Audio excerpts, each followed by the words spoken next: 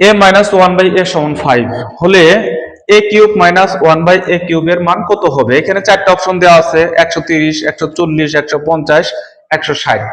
তো এরকম অঙ্কের সমাধান বা মান নির্ণয় গুলো আমরা মাত্র 5 সেকেন্ডে সমাধান করতে পারি। তো এখানে যে দেওয়া আছে মানটা a minus one by a সমান 5, আমাদের বাইর করতে হবে a cube minus one by a কিউবের মান কত। এখানে যেহেতু মাইনাস দেওয়া আছে, তাহলে প্রথমে আমরা এই 5 কে কিউব করে নিব। মান যদি মাইনাস দেওয়া থাকে, এর সাথে আমরা এর 3 গুণ যোগ করে নিব।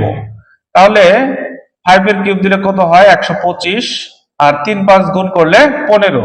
তার মানে 125 আর 15 যোগ করলে 140।